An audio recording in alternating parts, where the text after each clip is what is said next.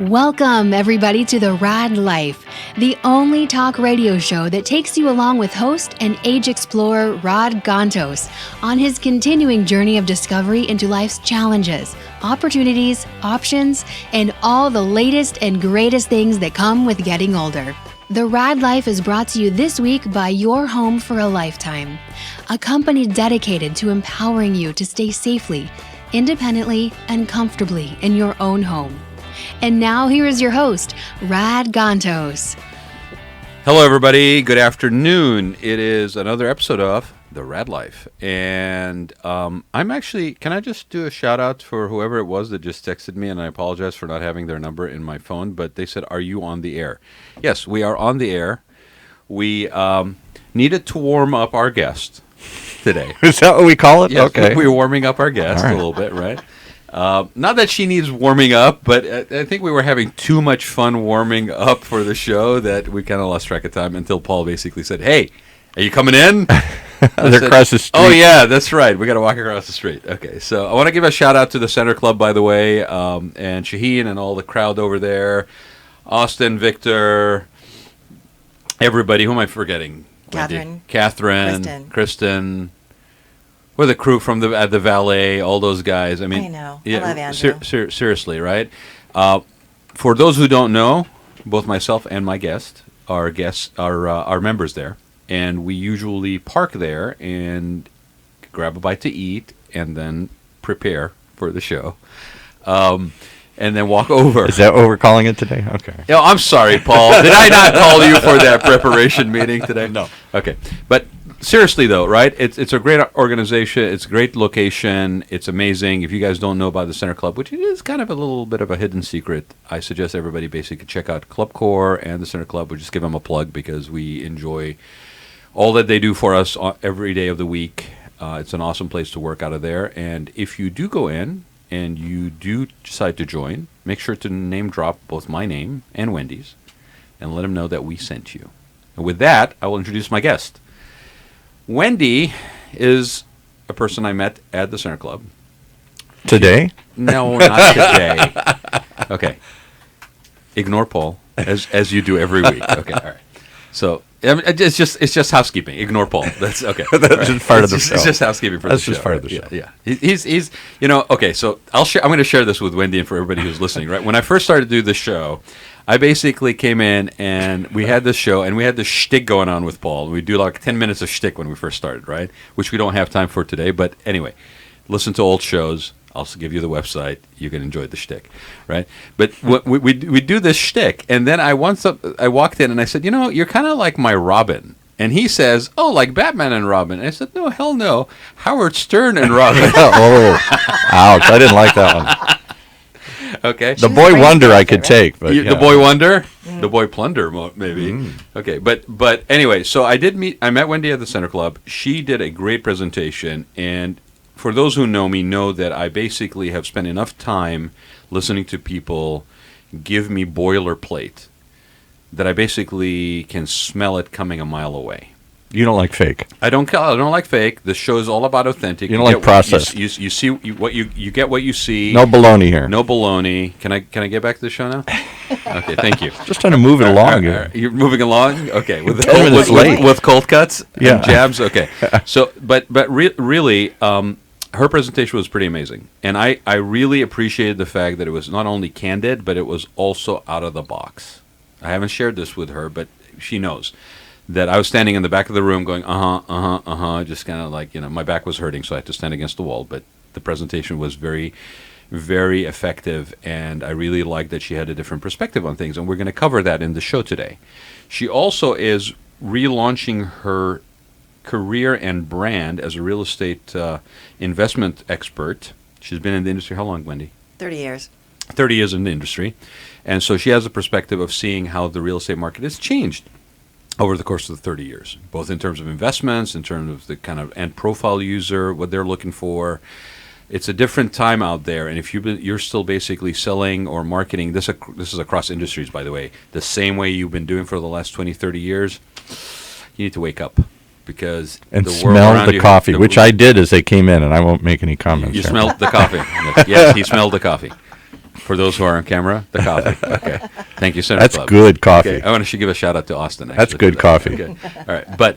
But seriously, it is a changing world out there. And if you are not building new skills, you're not developing new connections, you're not reaching out to people that have a different thing, a different way, a more fine-tuned way of basically dealing with things. That was Paul knocking the mic around. You knocked me over when you Right? said all that. If you're not doing that, okay, if you're not evolving, then you're a dinosaur ready to die.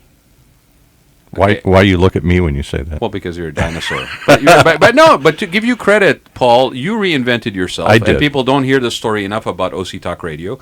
Paul reinvented himself about 5 or 6 years ago. Paul, how long ago was it? Oh, even longer than that. I was in my mid-50s, yeah. No, but Late when 50s. you set up the radio station, when was that? 2010 was I really started Right, so doing nine, this. year, so 9 years ago. yeah. It's almost a decade. 6 years here. We're going to Yeah. have to have a celebration next year. Yeah. Okay, but 10 years ago, he found himself in a quandary, and he basically was sitting at home, spending way too much time on YouTube, and his wife was about to kill him, Right. and needed to get him out of the house. Absolutely. And she said, "Get the hell out of my house." And he said, like, permanently, or Exactly. or just like 9 to 5. And Just for an hour. She said, "Well, let's start with the 9 to 5 and see how it goes." Okay. And what is your wife's name, by the way? Jan. You've told me before, Jan. Okay, Jan, I got to tell you, if you put up with this guy, Oh. I got to put up with him once a Oh, week, my right? But goodness. you are a saint, and and I will send a notice to the Pope. 32 for years. canonization. 32 years. Congratulations, that's a big accomplishment. But Paul reinvented himself about 9 years ago, and he came in and he set up a OC Talk Radio, and ended up doing a pursuit. May I say, a pursuit of passion? Which, Totally. Again, this will relate to what we're talking about here. Pursuit of passion in what he did in college. Yeah. Which is running a radio station at the University of Michigan. Did I get it right? You got it right. I got it right this time, You finally. bet. 4 years later, I know where Go he went Blue. to school. Okay, go Blue. So, I used to say Minnesota, but it's wrong. No. Okay. It's, Please. yeah. I was born in Minnesota, but I went to U of L. Okay, see, this is the confusion. Okay? But I need input. Right. But the thing with Paul is that he really reinvented himself. How old were you when you did that? Late 50s. So, ladies and gentlemen, it's never too late. Mid-50s, But yeah. you got to continue to be interested, engaged, involved, reinvent yourself. Okay, if you don't, you are a dinosaur. And you have to think it's possible. And I didn't think at my age it was possible to reinvent myself. But you weren't ready. You didn't really No. walk in thinking it was possible when you did it. No. I took a 6-month lease, and we've been here for 6 years. Right, and Wendy's like, well, what the hell does that have to do with me? And No, Paul, I'm okay with this. Paul will tell you that I will always tie it back. Somehow. He finds a way to bring all these threads together. And I'm about to tie it back. All right. Okay, so you've been in the industry, Wendy, for 30 years. Right. Okay, and you are about to reinvent yourself. I am. Okay, right. So I understand Paul visually doesn't look like a successful example, but that's because he just won't give up his cargo pants. That's right. Oh, I won't give up my 70s look here. pants are back, They Cargo pants are back? See? That's all the rage. Oh, good There you Lord. go. Where have you been, Okay, Rod? you can leave now. No. Just saying. No, we do not want to support his neuroses when it comes to cargo pants because the summer My brings addiction. cargo shorts. I'm going to be nice to the man who could pull the plug. That's right. See, That's she right. knows. She knows. Be nice to the. At least while you're in here, be nice Right. to me. He's not going to pull the plug. I pay him for the airtime. We're covered. Okay, we're covered. But no, seriously, I do want to give kudos and credit for Paul because he is a living example of exactly what it means to reinvent yourself. And I say this and I share this story all the time. Yeah. How many shows do you have on? 24, 25. Yeah, you got 24 shows. Fine. What in a decade, which is an accomplishment in itself, right? But really, the story for me here is that here's a gentleman faced with adversity, faced with the changing world around him, still found a way to engage and get involved, and not only survive but thrive. So kudos to you, Paul. Thank it you. doesn't get said enough. you. And I'm, Yeah. and yeah, he's gonna give himself a clap now, right? Go ahead. Oh, that, What is got this? me excited. I couldn't even- Chariots of Fire now. What do yeah, you- right. What am I going to do? Where's the applause here? Start running. Sorry. All right. Okay. See, Very small. Paul applause. is very self-actualized. He will even clap for himself. Yeah, I right? make myself feel happy. Right, I you know, applaud which myself. we really all need to remember, right? The affirmations and the support and the accolades and stuff like that. Really, the most meaningful ones are the ones that we give ourselves. Amen. Okay, Absolutely. So, Wendy, introduce yourself. Tell people how you ended up in real estate, because I know you were involved in construction as well, along other things, right? What has made this a sustainable path for you for as long as you have? And then how do you see things changing today to where you're excited about moving forward, but need the need for reinventing yourself? It's funny because you actually nailed it in that if you're not heads up and paying attention to what's I going on. told you this was a good show. Yeah, so far. So far. Back to your initial question. I'm Wendy Hooper Ross, and the reinvention is happening because Ross is a new name for me. So when you're in sales and you change your name, you have to let the world know. So I decided to make a splash and say, all right, new name, same game. And my industry is being disrupted like everybody else's. And so I had to decide how to respond to it. But to your other question, 30 years, how did it happen? How did it happen? I think like most people in real estate, it happens by accident. You know, who wakes up and says, I want to be a realtor? That's my career path. So what happened in your case? In my case, a very dear friend of mine had a job at a real estate office, and I was young and entering college at 16. And she said, hey, you should come here and work at the office. And I did. And I just sort of got sucked into it through a relationship. What I found is that I was good at it. And I was supporting realtors, and I was being their admin and their Girl Friday, and this is way pre-technology.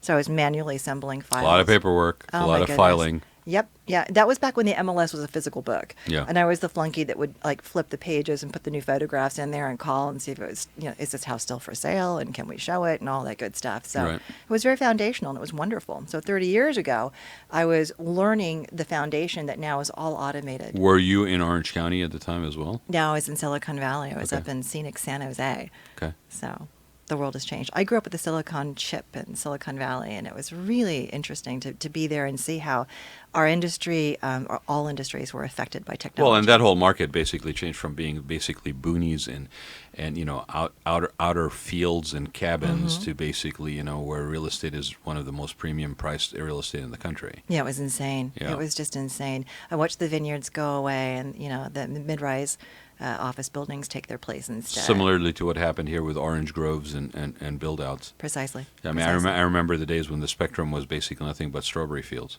See? Right, Yeah. right on the El Toro. I mean, it's like, wait a minute, I just got past the El Toro Y. Oh my God, I'm in the, you know, back 40 at this point. That wasn't that long ago. Well, yeah, that's why they used to call it the orange curtain, right? You would come down from L.A. into this vast abyss of nothingness. I remember going to design school in 91 to 94 in Newport Beach and having to explain to people where San Clemente was by That's virtue awesome. of the fact that it's 15 to 20 minutes south of San Juan Capistrano. There was no 73. My commute was PCH. I would leave Laguna, and until I hit Corona del Mar, there was nothing but pastoral California, as it basically looked like probably for centuries, other than the Shake Shack on Crystal Cove, Which is which epic. is now a Ruby's. But thank God for Ruby's basically understanding the value of something like that and keeping it in the nature it is. And then the Crystal Cove Conservancy, which again, kudos to them for really like taking on those properties and keeping them as part of that heritage and legacy. We really need authenticity around us to root and anchor us. So in the you know, kind of almost dizzying speed of running against everything that is old and making everything new and changing everything, especially California, right? Where California, nobody gets older. We don't change clothes in the summer and winter. We don't take out salt and put it on driveways like the Midwest does. We live in an environment where it's actually, in my opinion, more critical that we preserve some of this stuff so that we have an anchoring, a continuity. I agree, and I'm actually encouraged because the reports that I'm reading lately are saying that millennials are actually embracing all that is old. In fact, I don't know if you had a chance to read it this morning. My blog post was released, and in it I talk. No, sorry, I did not get a chance, but and I he will do it this says he afternoon. loves me. Okay. I'll do it this afternoon. All right. Well, Paul, could you read it for me and just send? I'm reading give it me a right now. synopsis? It's Okay. pretty Thank you, good. Paul. It's pretty good. Okay. So millennials are embracing property that's 1950s, mid-century or older, or brand new. So they're kind of shunning that which looks like the Brady Bunch or where they grew up and where Grandma lived. But they really are embracing. But the millennials didn't grow up in Brady Bunch. That's Well, nostalgic Americana for them. But right? that's what their grandmother's house looked like. right. right. And anybody who has, you know, if you don't know this already, you've been, you know, living under the rock for the last 5 years, and I mean that very respectfully, but you're still living under the rock. Palm Springs has made a major major success out of mid-century modern. Oh yeah. Right. Modernism Week Yeah, is I just would give a shout everything. out to my buddy Christopher Kennedy, who's a designer out there who's had design houses every year, and his work is amazing. Check out Christopher Kennedy's work.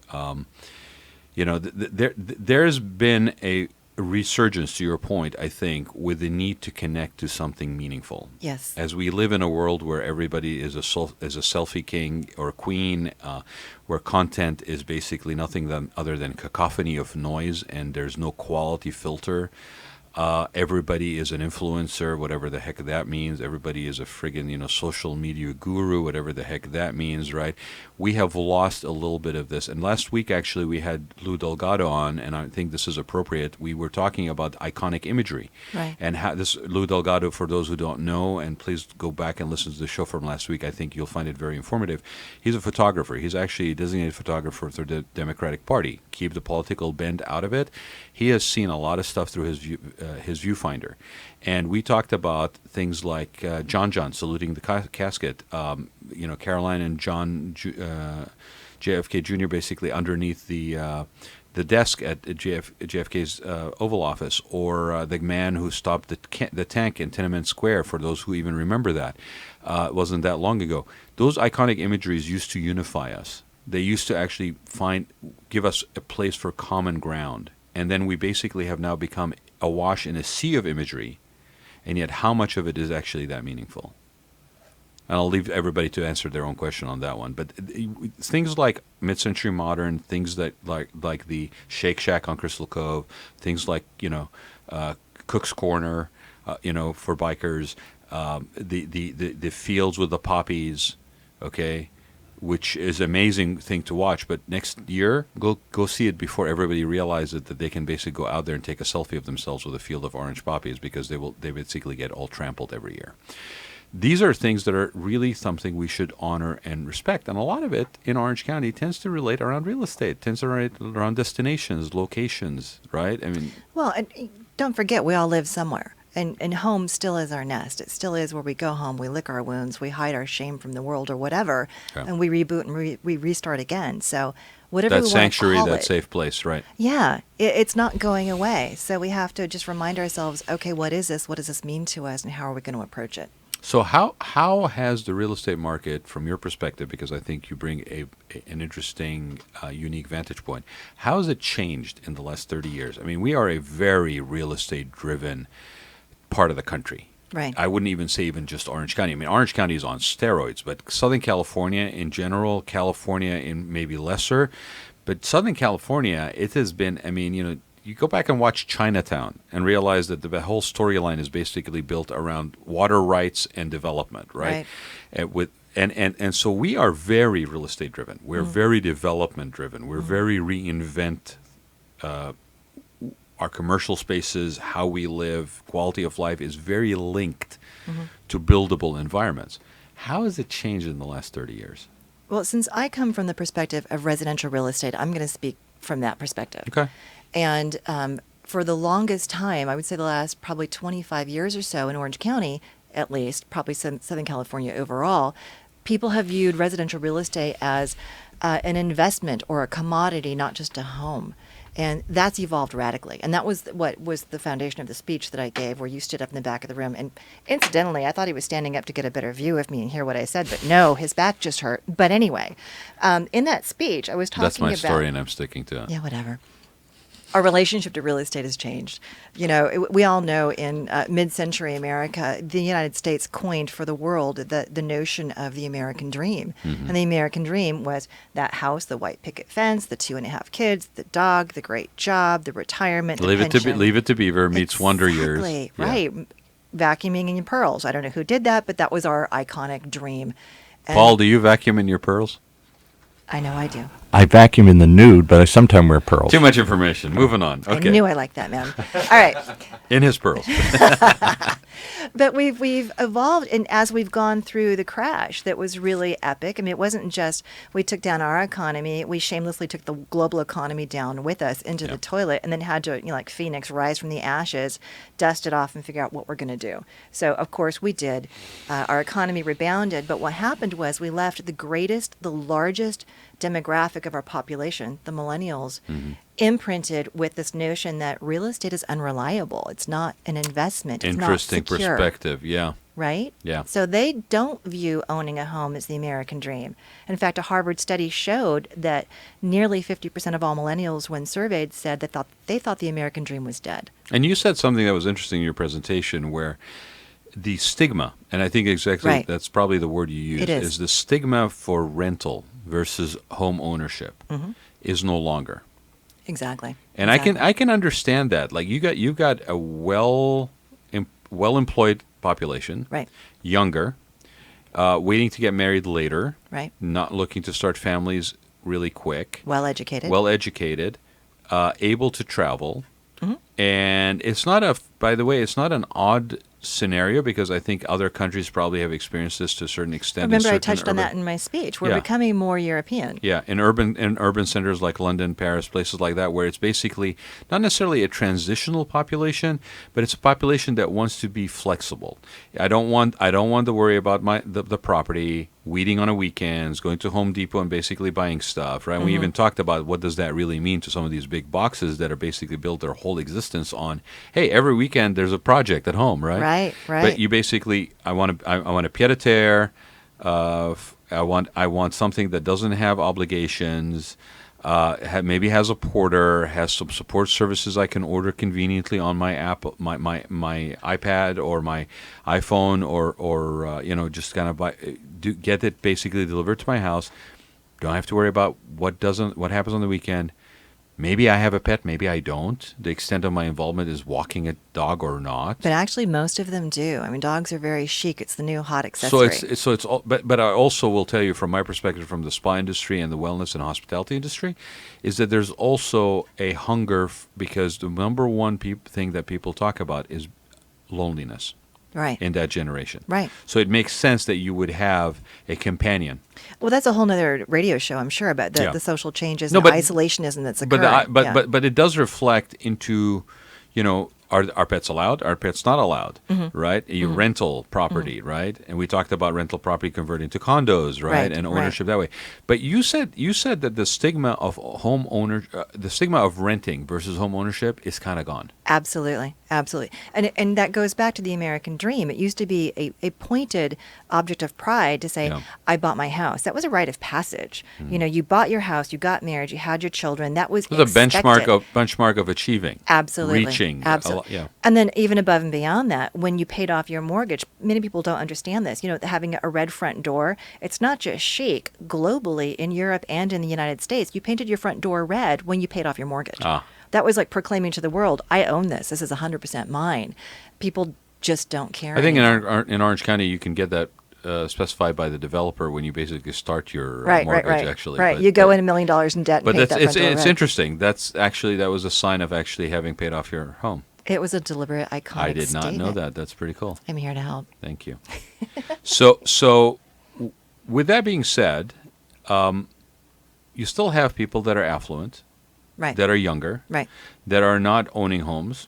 They're not owning homes that they live in. That's this is where I was going.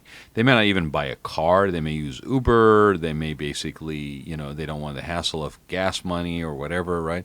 And you see how that affects everything from the way the new Tesla 3 model basically is being sold, the appeal and the attraction, But so speak a little bit more about that, because I thought that was a very interesting take in your presentation, where you basically torpedoed the whole reality of a white picket fence, 2.5 kids, 2 cars in the driveway, move to suburbia, basically have no life other than paying your mortgage, to I'm renting.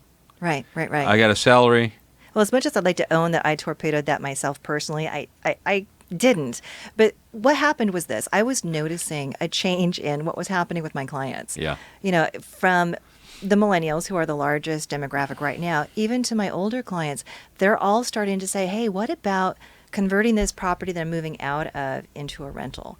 Or Oh, interesting. you know, or Yeah. I'd like to acquire a property as a rental because I can't afford the average home in Orange County to live in that's near my work center or whatever. I'm going to have to rent a home in that neighborhood, and often because I want to rent a status address. Yeah. And I don't want the nonsense that goes with it, like the property taxes and the maintenance that Right. you just spoke to. Right. So instead, they're buying less expensive properties in outlying areas as rentals. Mm-hmm. And I thought, well, this is fascinating. I wonder how many people are doing this. So I spent a stupid amount of time going through tax records to see sales that were both transacted on the record, if you will, through realtors, and those that were done quietly off the record but were still recorded with the What'd you county find? assessor. I found nearly 1 in 3 residential sales 2019 year to date were non-owner occupied purchases. Interesting. And that flies in the face of our 20-year history of between 16 and 22% being non-owner So occupied. are you telling me that people that are comfortable renting Mm-hmm. are then putting their money and investing into owning property that they're basically then turning around and putting into a rental pool? Yeah, and they're Interesting. very smart because they're taking advantage of these new tax code changes. Well, because the current tax codes are not necessarily favorable, especially in states like California for High cost areas. homeowners. Right. Yeah. Right. So they're thinking, all right, what else Thank can you, I do? tax reform. Yeah. Well, you know, where there's a will, there's a way. They're being smart, and they're finding an alternative way. We have said this multiple times on this show. It's a matter of perspective, whether you look at something as a challenge or an opportunity. Do you adapt and survive You or adapt not? to survive or you don't. Right. Right. Exactly. Cargo pants or no cargo pants, Paul. But we're not judging. Are you judging me again? No, here? no, no, I'm no, not no judging. No judging. Maybe a little, but no. Okay, but no, it's a very fascinating thing because again, like we just barely touched on the fact that what does that mean to big box stores like Home Depot, Lowe's. What does that mean for places that like Costco, where you're supposed to be buying in volume, but I'm really living in an apartment, Right. right? What happens to car dealerships that basically are like, man, I'm just going to use Uber, or I mean, maybe I'll go into a carpool situation. I mean, there's certain urban centers you can basically literally put your card in a slot and basically take a motorized scooter and get you to wherever you want and just leave it there. Right. Well, You're right. We're kind of becoming more European that way. we're becoming more European that way. And what's going to happen, people need to pay attention, is that fewer people are going to own real estate, which means more people are going to start controlling the market. And again, in that speech that I gave you, I showed you that when you have a finite group of people controlling any one commodity, they control the price. Mm-hmm. So the notion that people are going to continue to rent and save money to ultimately buy a house one day is a bit misguided, because your rental rates are going to continue to go up. Because Joe Blow, homeowner who's working his 9-to-5 job, is going to be very, very judicious about watching the rental market and making sure he's getting every dollar he can. And he all the will. amenities that come with it. And if I'm renting from you, Mm-hmm. I have a rental maybe agreement, but at some point I'm going to look around and see what else is out there. So you don't Sure. have me tied into that property. If the penalty is 1 month's worth of rent, but I'm looking at the new property that just built down the street and they're providing me with more amenities and lifestyle quality product, Right. guess where I'm going? Right. I'm dumping you like a hot potato, and I'm going to go over there. There's no loyalty to this.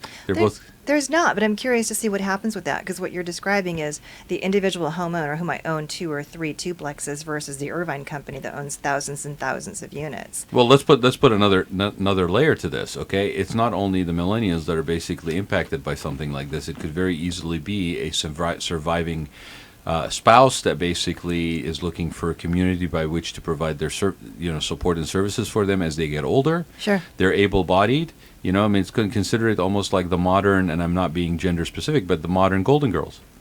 Yeah, well, and to your point, I mean, I'm recently widowed. Yeah. And had I not just bought my home, I would have considered that. Yeah. I truly would have, because there was just so much on my plate. I would have thought, okay, I need to minimize, and that would have been Well, and you're attractive living to in a me. home on your own. Yes, granted, you know your neighbors. Maybe it's an older part of town. I won't say where, but where you basically have a continuous connection with people around you. Right. But if you didn't have that, Right. then a home that basically had the very comfortable couple of master suite combinations and could accommodate 3 or 4 people. Right. At the very least, those 3 or 4 people could go in on a joint purchase of something like that, and they have a built-in support system. Exactly. It's almost like your own high-end boutique board and care, if you will. And that's exactly how I'm advising my clients. It's like, take a look at these micro apartment communities and figure out, how do you scale this to suit the immediacy of the needs of your marketplace. And if people don't believe what we're talking about, do a little research and find out what's going on in some of these communities in places like LA.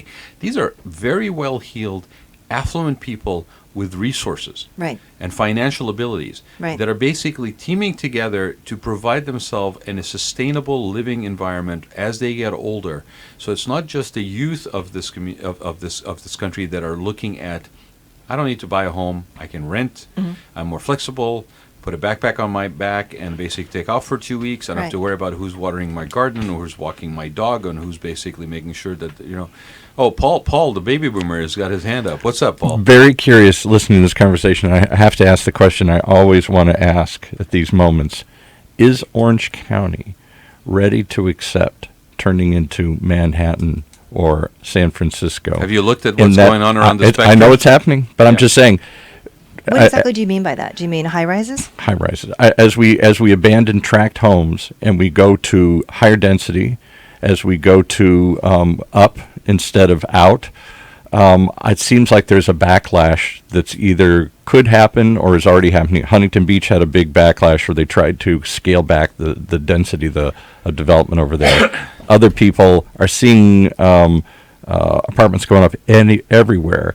And I don't think they realize that this is the way the community is going. Will we start tearing up tracts and turn into? I think, though, here's the thing, right? It has to be, and this is the key word, I know developers don't like to hear this, appropriate and sensitive.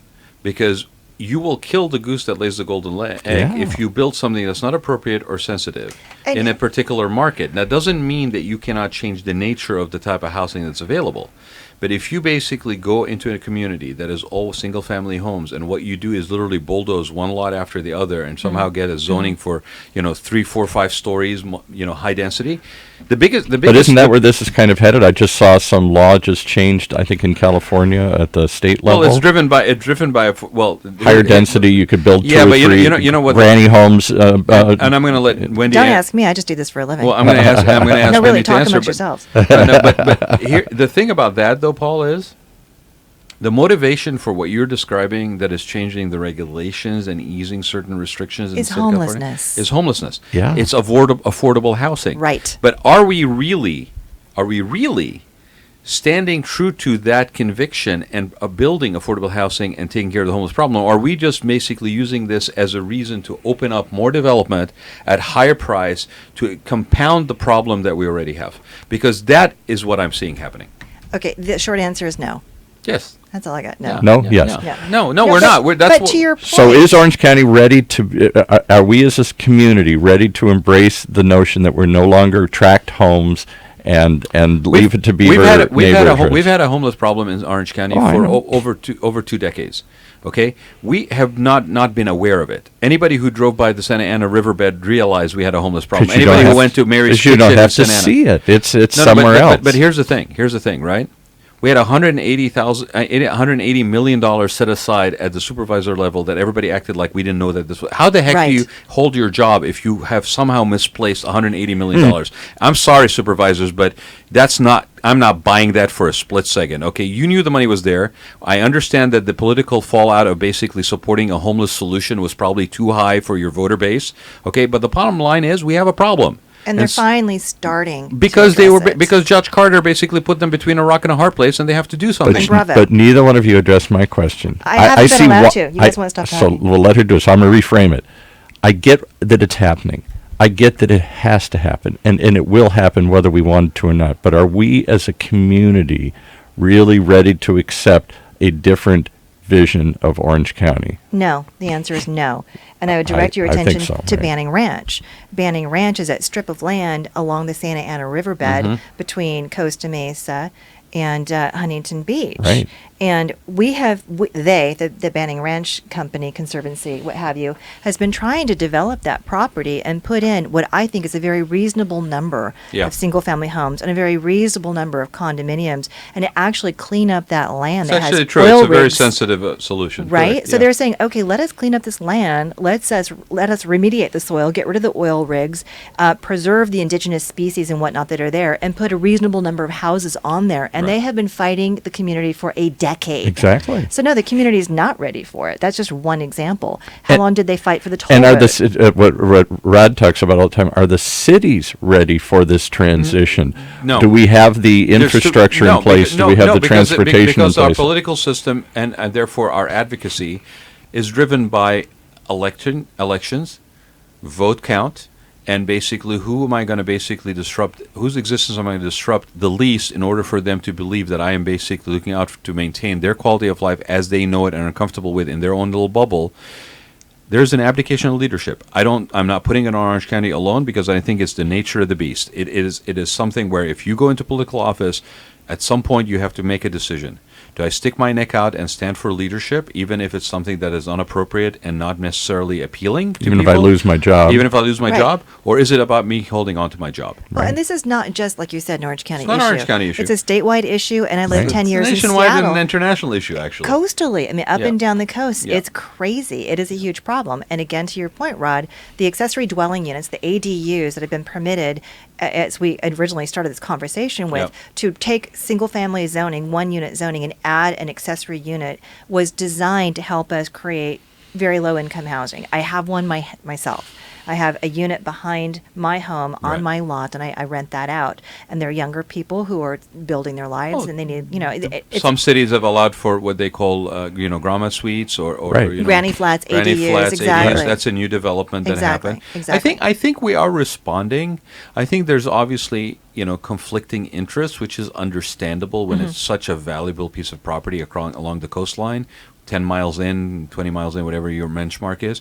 I think the truth though is, you really got to look at the overall picture, and you don't necessarily have to account for affordable housing in every single development, but the community and the role of leadership in a community is to understand that we do have those issues, Yes. and they have to be addressed. And I will say, Kicking the can down the road doesn't work. Anybody who's looked for the last 20 years anywhere realizes kicking down the can down the road doesn't do it. and I will say that sitting in this perch, sitting in this chair where everybody comes through and has this debate on and on and on for over the last few years, I'm amazed in a world where we're so polarized that the two left and right can't seem to talk to themselves about anything or cooperate that on sad? anything. The one area I hear consensus on, and I don't know why people don't take more advantage of it, is this issue of homelessness. You have Republican. Only recently. Okay, which Let's you- call it like it is, Paul. But you have- okay, well, yeah, sugarcoating it doesn't do what's good Judge either. Carter did a lot by Yeah. forcing cities to do this. Yeah. But even still, I hear a lot of business types come in here and say, it's good for business. We otherwise we've got people peeing in front of our Of course it's camping good out for front of business. things. I hear Republican mayors coming in here saying, and law and order types saying, hey, this is getting out of control, and people are scared. I hear do-gooders coming in saying, well, but you can't abandon these people. Why don't you hear those same people coming in, instead of saying it's getting out of control and people are scared, therefore translate, I may lose my job because people will not vote for me because I have not protected them from being scared.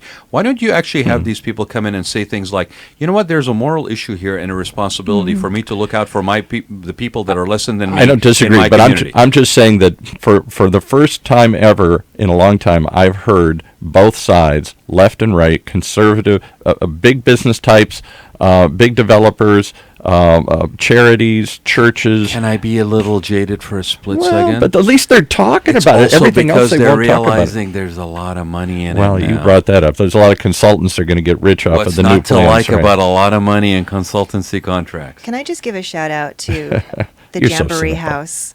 Yes. Jamboree House has done an amazing job, and they are a drop in an ocean of need. It's a lot of need. I've a never lot even of heard need. of them. What do they do? I've never They even heard provide low-cost housing assistance for people who are on the street and trying to reemerge back into society. We should get them in. I know a lot of sometime. people Should get don't them in understand here. this, but nobody wakes up one morning and says, you know what, I think I'm just going to go live on the street. Right. Yeah, there are It's just stories. easy. I'm just going to go live on I'm the just going to street. live on the street. But You there know? are tens of thousands of these people, and we're finally, to Rod's point, we're finally holding our officials accountable, and finally there's a conversation happening, thank goodness. It's just too little, and it is too late. Well, but I'm we only have to do it. holding out some hope that I'm telling you they're at least both sides talking the same story. And That's fantastic. kudos to Right. both sides for finally Right. coming to the table and wanting to work across the aisle for this, because I think it's in the benefit of everybody in society. Well, and not to make it all about me, but back to me. And I'm telling my investors, that's why I'm saying buy duplexes, triplexes, fourplexes, what have you, in Anaheim, in Santa Ana, in Yeah. these lower cost areas, and make them pretty and clean and serviceable, but don't overprice them, because you will have a dedicated, loyal following of Yes, you will. hardworking people who deserve good housing. So with that, I know we're going to wrap up here, but I do also want to point out that, Wendy, your relaunch is when? May 23rd, coming up next week. Wow. Coming up next Are there week. going to be And balloons and parties there's and an- celebrations? There's actually an and- event planned at... At the Center Club, of course, the At the center Center of my Club. universe. Mhm. So Yeah. 650 Town Center Drive, 3:30 on Thursday. And what happens? Well, we're going to be debuting my new brand, my new website. Okay. under Veracity. Yes, yes. So if you If want, you haven't picked that up from this show yet, yes, there's a lot of Veracity across the table. I'm all about And Veracity Veracity. is what? It's a company to how to invest in these things, or do you have REITs, or what do you do to further this goal? I don't do REITs. I've chosen to dedicate my clientele to individuals, families, investors. If you have real Veracity, okay, then she will handle your real estate. But Okay. You have to have real Veracity. First, you got to be truthful. I have real hands-on Veracity. clients, yeah. So if you go to realveracity.com, you can get information about my launch, and you can sign up to Yeah. get in. And there is a finite guest list. I love y'all, but I can't feed it. There won't be a lot of pitch. It's just going to be come meet, interact. Hear a little bit about Wendy. And we should have talked more about it, but just real quickly, what does your service entail? Do you just find them stuff and then you're just the broker? Do you help them navigate changing the code, the zoning codes or something if it needs to be, or what do you do? Soup to nuts. I am soup to nuts. Soup to nuts. I'll give you a perfect example of something we just did recently. Wendy had a client that basically was interested in a particular house in a desirable area, border be Costa Mesa, but near Newport Beach, Back Bay, and they were looking to pay a pretty penny on it, put an offer, and we went out because they needed to basically expand certain aspects of the house. Right. We literally, within 24 hours of her basically bringing it to my attention, I got one of my contractors. We went out there, we looked at it, we gave them an idea of what it would look like cost-wise, and Right. it basically then translated back to the client in order to help them make a decision whether to proceed or not. And then do you help them sort of think through this as an investment and not just a home? Yeah. In fact, for that reason, I am most commonly referred to new clients by their attorneys or their financial advisors or their tax advisors. That's where my new business comes from. So you're the whisperer, you're the Sherpa that guides them up this mountain, this Yes. confusing Until today, process. it was a very well kept secret. Rod just wanted to blow that out of the water. Pull it out the window. Yeah, he is. I've been very, very low profile, and I've become known as a residential real estate market analyst, which Yeah. is something that doesn't much exist. But as people ask me questions about, hey, what's going on with this, what's going on with that, I would start to write articles and blog posts, and I started finding that people like Lasner and others were paying attention. So I Jonathan realized, Lansner. The, Right. the amount Yeah, of getting the amount some of research traction. that this woman did for her presentation was absolutely impressive. Honestly, for a presentation that was 45 minutes maybe. it was about 3 weeks of research. Yeah. She did 3 weeks worth of research, and you could tell from what she was basically partaking or imparting. And I will tell you, people who know me know I am not an easy sell. You like Okay? veracity. You like truthfulness. Veracity is authenticity. Yeah, truthfulness. It's truthfulness. And so with that, I will tell you, check out realveracity.com. I like the name, like Get- real Thank estate and you. real veracity. Yeah, I, yeah. I get that. Well, we're nerds who care, and I do. The deep We're nerds who dive.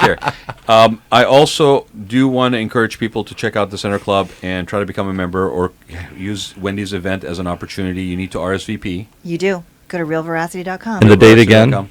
Date again? May 23rd. It's a Thursday. Coming up real quick. Right. Okay. Come find out what it's all about. Maybe check out the Center Club. Maybe become a member. And I don't think this is the last conversation we're going to have with Wendy on this show. So we'll probably have her. Well, because it is part of the changing world we live in, which Yeah. is the focus of your show here. I think unless we want to end up one big leisure world, Orange County is going to have to move, and it could happen. I mean, this is an aging community It's no longer quickly. Leisure Worlds, now Yeah. it's Laguna Woods, but that's Yeah, but the Whatever. millennials actually outnumber Yeah. the boomers. But so. they're being pushed out in rapid numbers, like my own daughter and son-in-law, because they can't afford to live here. They can't afford to buy, Paul, but they're renting and they're Mm-hmm. buying property that's investment because it's basically tax friendly. So it's an interesting take. It's a very interesting. It's a dynamic. very Yeah. interesting take. For more of that, make sure you're there for the lunch. And You have been listening to the Raad Life radio show with your host and age explorer, Rad Gantos, brought to you on the one and only octalkradio.net. Join us again next week as we continue our journey of discovery into life's challenges, opportunities, options, and all the latest and greatest things that come with getting older.